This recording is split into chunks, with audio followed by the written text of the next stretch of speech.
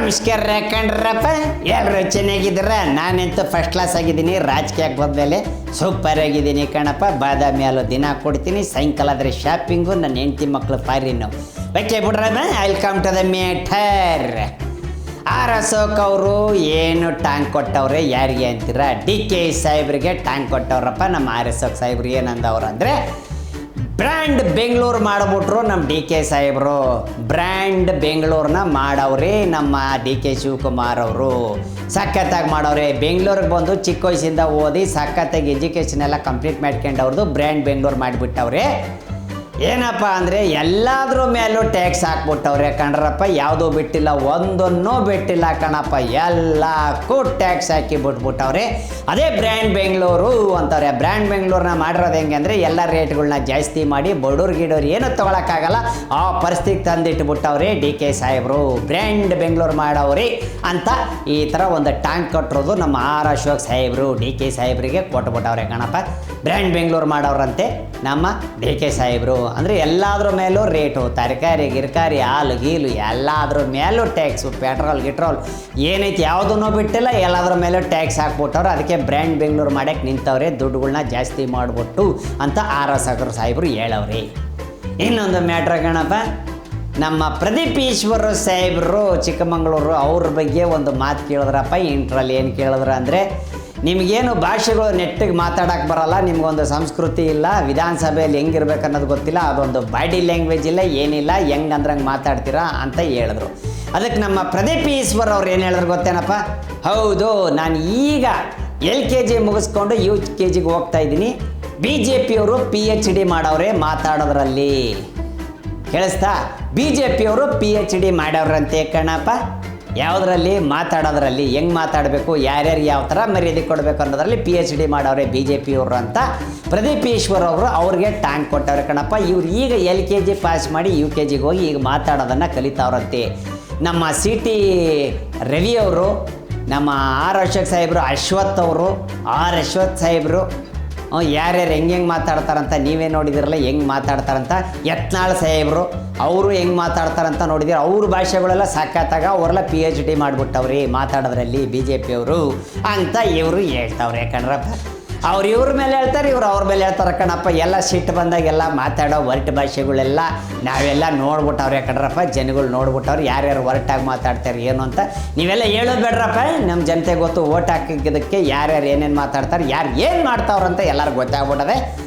ನೀವು ಅವ್ರ ಮೇಲೆ ಇವರು, ಇವ್ರ ಮೇಲೆ ಅವರು, ನೀವು ಪಕ್ಷ ಬರೋರ್ಗು ಎಲ್ಲ ಕಿತ್ಲಾಡ್ತೀರಿ, ಎಲ್ಲ ಮಾಡ್ತೀರಿ. ಆಮೇಲೆ ನೀವೆಲ್ಲ ಕ್ಯಾಜಿ ಹಾಯ್ಜಿ ಬಾಯ್ಜಿ ಆವೋಜಿ ಪಾರ್ಟಿಜಿ ಅಂದ್ಬಿಡ್ತೀರಪ್ಪ. ನಾವು ಯಾರು ನಂಬೋದು? ರಾಜಕಾರಣಿಗಳನ್ನ ನಾವು ನಂಬೋಕ್ಕಾಗಲ್ಲ ಅಂತ ಜನಗಳು ಹೇಳ್ತಾರೆ ಕಣಪ್ಪ. ಓಕೆರಪ್ಪ, ಇಷ್ಟು ನೋಡಪ್ಪ. ಇನ್ನು ಮ್ಯಾಟ್ರುಗಳಪ್ಪ ಸೂಪರ್ ಆಗವೆ, ಮ್ಯಾಟ್ರುಗಳು ಸಾಕಾಯ್ತಾಗವೆ. ಇನ್ನು ಹಲವಾರು ವಿಚಾರಗಳು ಕಣಪ್ಪ. ಏನು ಮಾಡ್ತೀರೀಗ? ಪ್ರದೀಪ್ ಈಶ್ವರ್ ಅವರು ಅವ್ರ ಮೇಲೆ ಹೇಳ್ತಾರೆ, ಅವ್ರು ಇವ್ರ ಮೇಲೆ ಹೇಳ್ತಾರೆ ಕಣಪ್ಪ. ಇನ್ನೊಂದು ವಿಚಾರ ಕಣಪ್ಪ, ಎಸ್ ಟಿ ಸಮಾಜನ ಅಂದರೆ ST ಸಮಾಜಕ್ಕೆ, ಕುರುಬರ ಸಮಾಜನ ST ಸಮಾಜಕ್ಕೆ ಸೇರ್ಪಡೆ ಮಾಡಬೇಕು ಅಂತ ಇವತ್ತೆಲ್ಲ ಕಾರ್ಯಕ್ರಮ ಇಟ್ಕೊಂಬಿಟ್ಟವ್ರಂತೆ MS ಬಿಲ್ಡಿಂಗ್ಗಳಿಗೆ ಕಣಪ್ಪ. ಎಲ್ಲ ದೊಡ್ಡ ದೊಡ್ಡ ವ್ಯಕ್ತಿಗಳೆಲ್ಲ ಹೋಗ್ತಾವ್ರೆ. ಕುರುಬ ಸಮಾಜನ STಗೆ ಕನ್ವರ್ಟ್ ಮಾಡಬೇಕು ಅಂತ ಮಾತುಕತೆ ಐತಂತ ಇವತ್ತು MS ಬಿಲ್ಡಿಂಗಲ್ಲಿ. ಏನು ಮಾಡ್ತಾರೇನೋ ಗೊತ್ತಿಲ್ಲಪ್ಪ. ಒಟ್ಟು ಇವತ್ತು ಮೀಟಿಂಗ್ ಅದೇ. ಈ ಮೀಟಿಂಗ್ ಆದಮೇಲೆ ನಮ್ಗೆ ಗೊತ್ತಾಯ್ತದೆ ಹೆಂಗೆ ಕುರುಬರ ಸಮಾಜ STಗೆ ಹೆಂಗೆ ಕನ್ವೆನ್ಷನ್ ಮಾಡ್ತಾರೆ ಅಂತ. ಓಕೆನಾ? ಇನ್ನೂ ವಿಚಾರಗಳು ಹಲವಾರು ವಿಚಾರಗಳು ಹೇಳ್ತೀನಿ ಕಣ್ರಪ್ಪ ನಿಮಗೆ.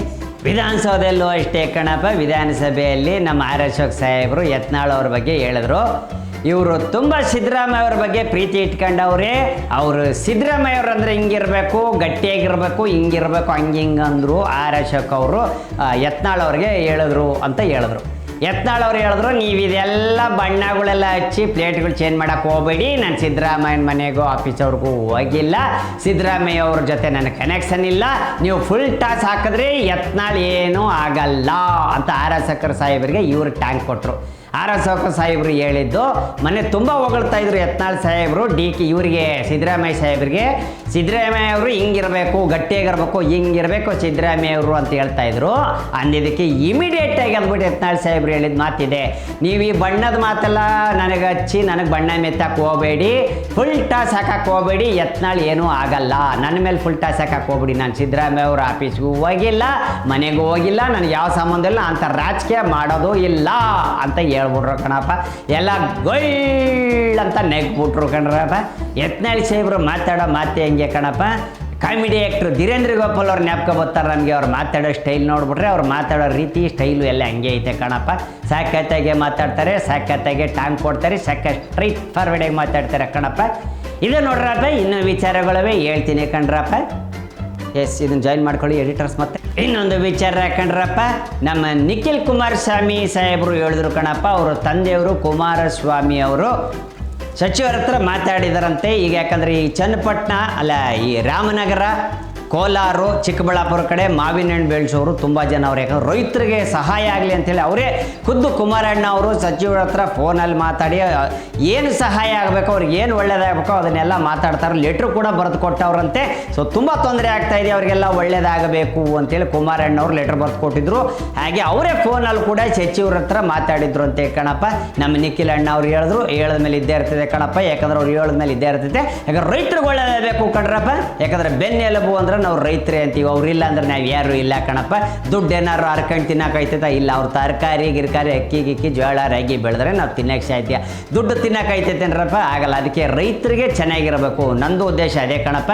ಜೈ ರೈತರಿ ಅಂತೀನಿ ನಾನು. ಯಾಕಂದ್ರೆ ಅವ್ರು ಇದ್ರೇ ಕಣಪ್ಪ ನಾವು ಬದುಕೋಕ್ಕಾಗೋದು. ಅವರು ನಮ್ಮ ಬೆನ್ನೆಲುಬು ಆದಮೇಲೆ ನಾವು ಅವ್ರಿಗೆ ನಿಂತ್ಕೋಬೇಕು. ಅವ್ರಿಗೋಸ್ಕರ ನಾವು ಏನೇ ಒಂದು ಅವ್ರಿಗೆ ಸಹಾಯ ಬೇಕಾದ್ರು ರೈತರಿಗೆ ಒಳ್ಳೇದಾಗುವಂಥ ಸಾಲ ಮನ್ನವಿ ಆಗಿರ್ಬೋದು, ಅದು ಏನೇ ಇದ್ರೂ ಸಹ ಎಲ್ಲರೂ ಕೂಡ ನಿಂತು ಅವ್ರಿಗೆ ನಾವು ಬೆನ್ನೆಲುಬಾಗಿ ನಾವು ನಿಲ್ಲಬೇಕು ಅವ್ರಿಗೆ, ಅಲ್ವೇ? ಕರೆಕ್ಟು.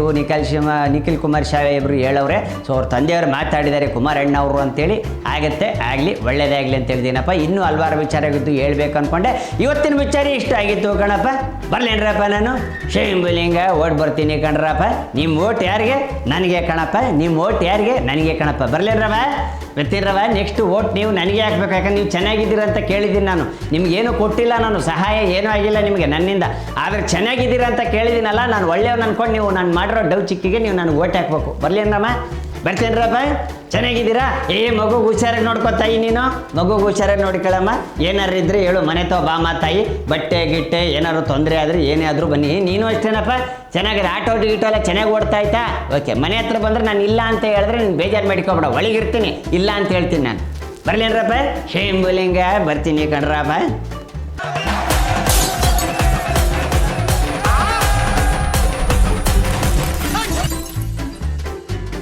ಕ್ಷಣ ಕ್ಷಣದ ಸುದ್ದಿಗಳಿಗಾಗಿ ಫ್ರೀಡಂ ಟಿವಿ ಸಬ್ಸ್ಕ್ರೈಬ್ ಮಾಡಿ, ಲೈಕ್ ಮಾಡಿ ಹಾಗೂ ಫಾಲೋ ಮಾಡಿ.